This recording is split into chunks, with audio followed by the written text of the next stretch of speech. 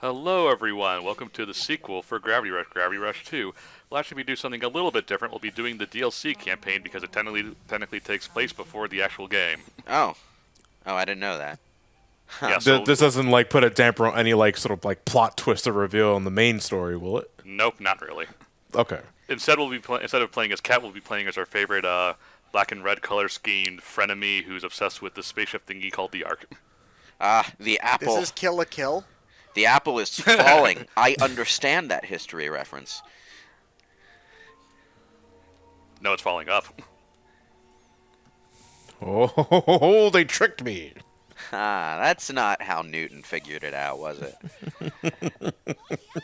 No, Newton figured it out, and then he just like kind of lost control of gravity and fell up into orbit. So, Up there goes so like, gravity. Up there goes gravity. so like, are fake Newtons named after Newton, or is that just a coincidence? No, I think Newton's the only thing Newton's in charge of naming is just Newton itself. A fake Newton, though, I'm not sure. It's nice to Actually, know, hold like, on. the Let me Gravity rock Rush me a universe is, like, completely gender neutral in terms of who the thugs will put their fists up in front of. Because, like, depending on the universe, that can be a legitimate narrative problem for game design. Like, okay, a lot of people want like Haruka to be able to fight in the Yakuza series, for example, but like you can never have that happen because like the entire thing about the mooks in Yakuza is that they see you and they're like, this is a guy I want to throw my weight around and beat up, and they try to do that, and of course you beat them, but they wouldn't do that with Haruka because she's like this cute girl idol. So it's Well, like, I mean, yeah. they could do that, but it has a sketchier undertone. Yeah, that's the if you thing. do It's that. not as funny. It's a lot darker. So, No, this is just some fantasy world where well, yeah. it doesn't I really mean, matter. you're like this weird goth-looking chick with a monster raven flying around after you. It's like all bets are off when you're this Is it- weird. Is it me or does She's our frenemy. is it me or is her combat look way more fun than Cat's combat? I mean, This isn't that is- usually the case with the rival character? It sort of is. She really is just more fun to play as than Cat. The thing is, this is also Gravity Rush 2, which is way better in just about every regard than 1. Yeah, it's a lot less Cool. budget, smoother, just Because It's- this which one is was unfor- which is made un- for the PS4 as opposed to for the Vita. yeah. Yes. What happened was Gravity Rush was pretty much the only thing that wasn't an RPG worth talking about on the Vita. And it did all right. It didn't do great because obviously it's on the Vita. So Sony thought, okay, if we make a sequel for the PS4 after we remaster it for PS4, it might find its audience better. This game did not do well. Unfortunately. That's unfortunate. That's, Yeah. You know Yeah. what? That happens a lot with these kind of cult classic games where they do fine.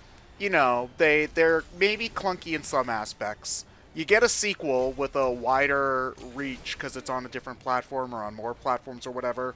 It polishes up a lot of the problems, but people don't buy it. They buy it Yeah. less than the first one. Yeah.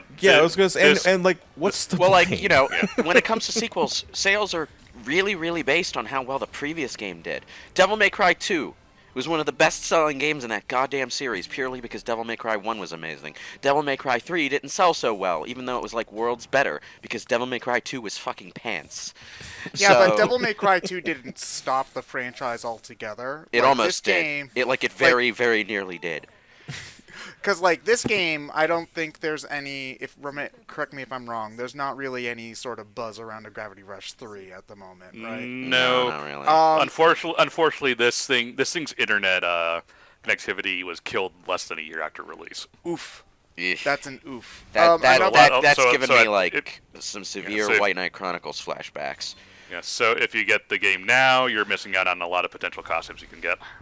There's a lot of, Damn. there's a game that I really liked from the Wii era called De Blob, and its sequel, De Blob 2. Similar, idea. Made for the HD consoles instead of just the Wii. Pretty much makes it a better experience all around. Nobody bought it, and then the company went out of business. You'd think that kind of game would do better on the Wii, considering. Well, it was a Wii game No, originally. it was originally a Wii game. It sold over 1 million copies. It did really, really well. The sequel came out. Way better game. One of my favorite 3D platformers of all time. Nobody bought it. It made me sad. Yeah, that's. So it Yeah, happens but- all the Yeah. time, and it's not just those two examples. We could probably name a dozen more. Although Yeah. to be fair, in the case of the Gravity Rush series, I kind of understand why people aren't clamoring to buy it. Because even though I own both of these games, I haven't actually played either of them through to completion yet. And that's because it's such a weird and unique kind of game that I sort of need to be in a special kind of mood to want to play it. And It's also one of those, design-wise, it feels very, I want to say GameCube PS2 era, where yeah, they had that, we knew how to make 3D games at that point, but they were still trying really out there stuff. yeah, That may not necessarily work for everyone. yeah.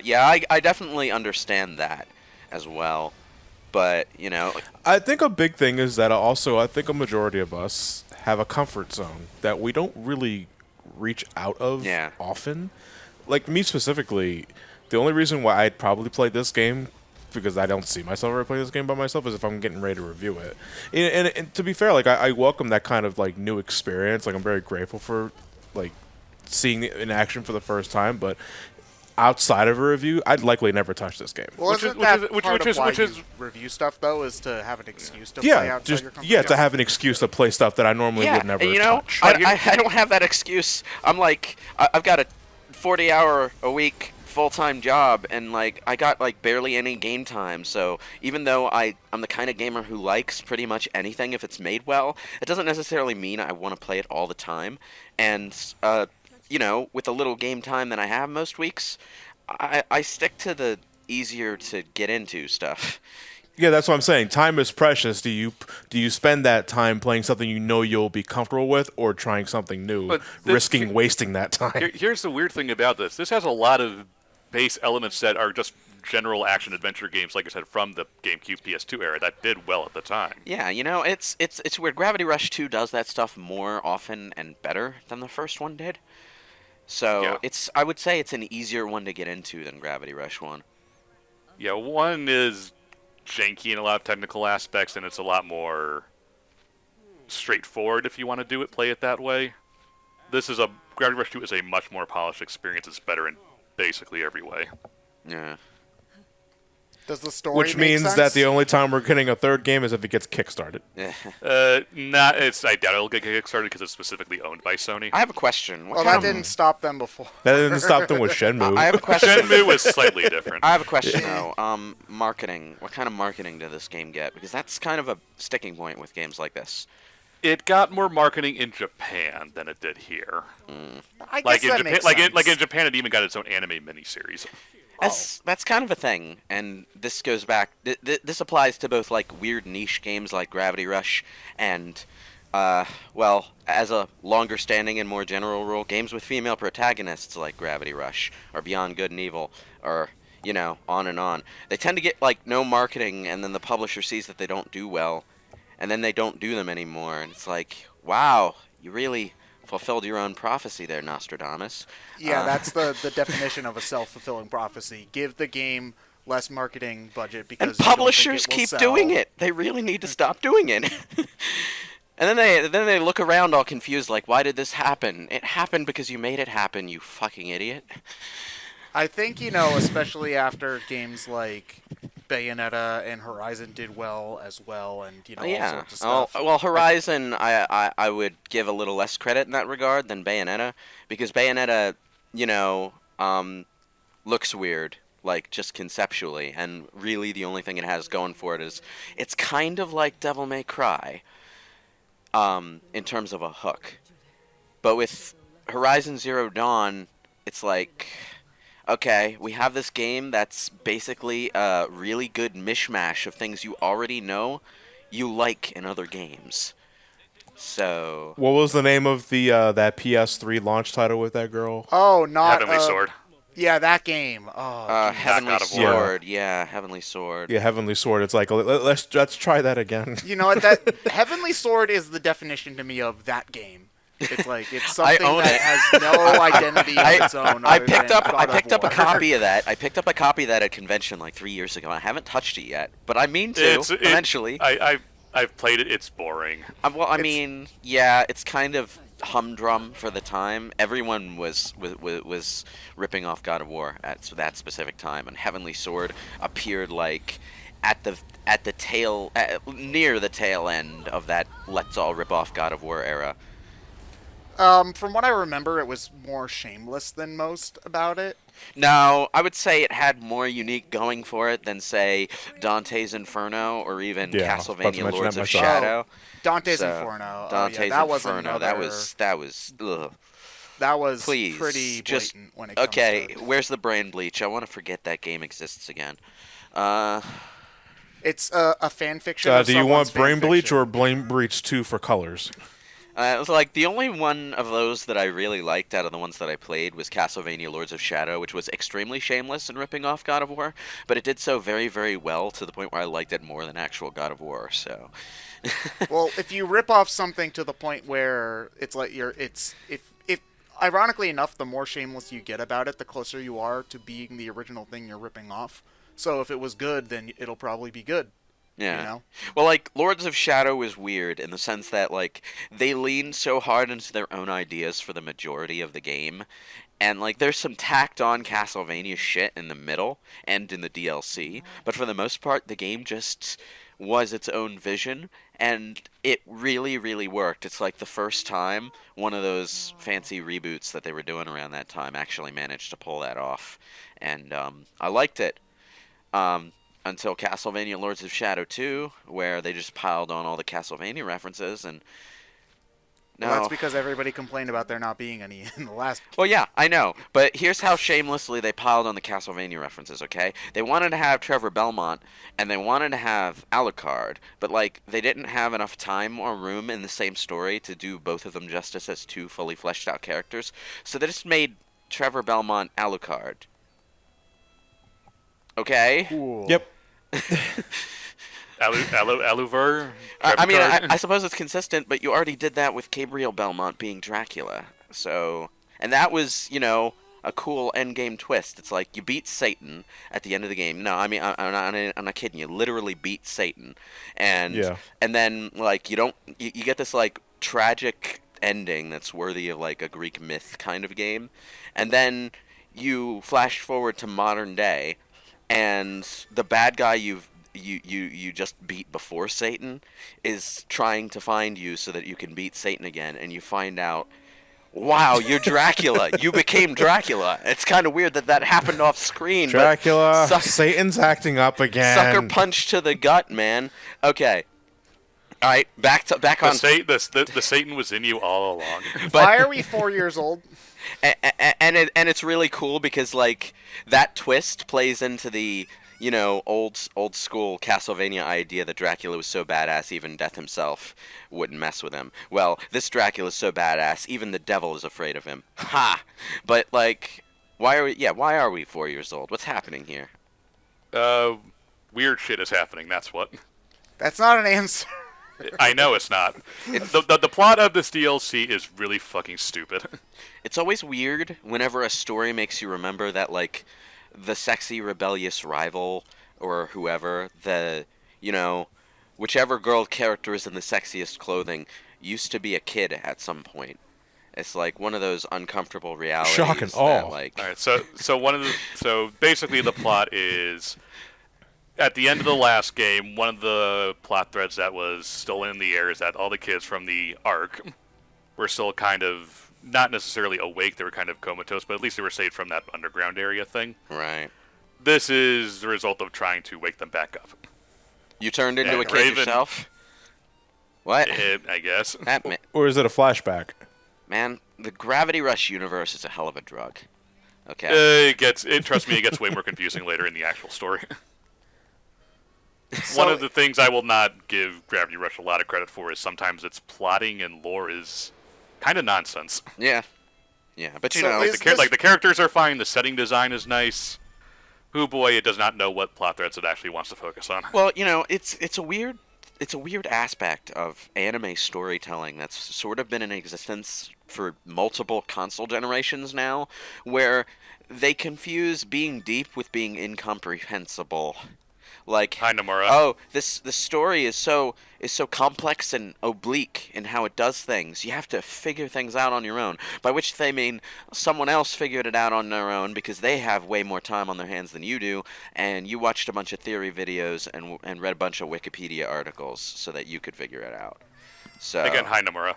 Yeah. The best stories to me are not the ones with complex plots, but with complex characters, which is why you see a lot of like movies and blockbuster stuff just revolve around, get the thing that beats the bad guy, beat up the bad guy, yay. And it's not the plot that's that important. It's the characters and just watching them hang around pretty Yeah. much. I mean, granted, depending on the kind of story you're telling, you can try to do something a little bit more fleshed out. And I think especially in terms of video games, one of the things that video games can do probably better than nearly any other format, definitely better than movies, is being able to explore the world and learn about how the world is and how it works. Books are way better at this than movies, and I think done right, video games can be better at it than books because you get to feel like you're learning stuff alongside the character, and it's not disjointed like you're reading a book where, when you're reading a book, it's okay if you spend 2 pages just learning about the town that the main characters live in or whatever. Or learning exactly how many steps James Bond takes while driving his car. I was thinking more of Stephen King, where I was being sarcastic. The James Bond novels are really weird about detail. I was more thinking go back Stephen and read King. them if you want an example of how not to do it. But Stephen King, he does it really well. Too bad he sucks at endings. Well, I'm bad at endings too. So. No, Stephen King sucks at endings, and at one point, like, the ending of the Dark Tower series basically has the narrator ranting about how much endings suck and how much he doesn't like them. I didn't want to finish, and I have to finish. Steven, your self-insert is showing. Oh, no. That's In the every Dark character. Tower, Stephen King actually appears himself as a self-insert. Oh, His, God. Yeah, but the main character is also his proud to be near-death a self-insert at experience points. with the van that hit him is part of the story, and that's because it happened midway while he was writing the story. So Yeah, but how many like loner writer types who are misunderstood by their communities are there in Stephen King? like a books now? bajillion of them. The Yeah, protagonist those of like are- every other novel he writes. Yeah, those are all Stephen King. He takes the write what you know axiom a little too far. Yeah, that's why everything takes place in Maine and why no one ever wants to visit there. It's because kinda every like how- inch of that state must be crawling with monsters. It's kind of like how anime writers always write their protagonists to be these nerdy, messy-haired boys who get way more girls than they'll ever hope to in their lives. I forget where I read it, but one thing I read once was they tell you to write what you know, but that's why there are so many bad novels about English professors contemplating having an affair. I wish I remembered where I read that, but it was one of the funniest things I've ever seen. It's true. So is this Raven or is this not Raven? This is Raven. Okay. Yeah, I think You this know- is just her at a much younger age. Yeah. This is kind of like playing the Knights game on Wii and playing the levels where you play as the kids instead of playing as knights. And it's like, wow, I really wish I was knights Oh. again. This is not fun. Yeah, but to be fair, playing as the kid sucks in the original Knights too. Well, playing as Yeah, the but it was kid, very brief. Playing as the kid in the original Knights was just like your punishment for taking too long. In the Wii game, there were levels built around playing as the kid. You were supposed to play as the kid, and you played as the kid in the hub world too. So you spent a lot of time running around as the kid, and it's the main reason the Wii game isn't as well liked as the Sega Saturn game. But of course, you know why they did it. It's because the Sega Saturn game takes like half a fucking hour to complete. I also don't think it's very good, but that's going to get me murdered in the comments. It's so. okay. You talking about the original or The original? I didn't Journey really into like the original at all. Well, Oh, it's well, fun. the original wasn't a blockbuster to begin It's with. Yeah, no, fun. but it's got a die-hard fan base. It's though. fun, it's arcadey, and it was like one of the earliest 3D games, so, it's nostalgic for a lot of people. I like it well enough, but, like I say, it takes like half an hour to beat. It's one of those franchises that works better as like a eShop title. Yeah, Yeah, like a budget title you get online, sure. yeah, which is how I enjoy it. But, yeah, they didn't do a very good job at fleshing that game out when they did a Wii sequel. Nah, they Well- gave it a lot of weird extra things It's- that just didn't need to be there. There's some development trouble associated with that. Apparently, they were going to do a 360 game as well, but it fell through. So, yeah. Unfortunately, but I feel we should bookend this part. A fig Newton was named after the town Newton in Massachusetts. Oh, so it Oh, has I know that noth- place. It has nothing Gotta to do with keep- the fact that there are apples. Having in to do it with then. Isaac Newton. No, that is a popular misconception that it's named after Isaac Newton, but it's actually named after a town in Massachusetts. So you got to keep the audience in suspense. Is John ever going to actual answer that Newton question that Lewis asked at the beginning of the part? Well, we already answered it, so we'll have to come up with another question to answer next time on Gravity Rush 2. We're not going to come up with another question.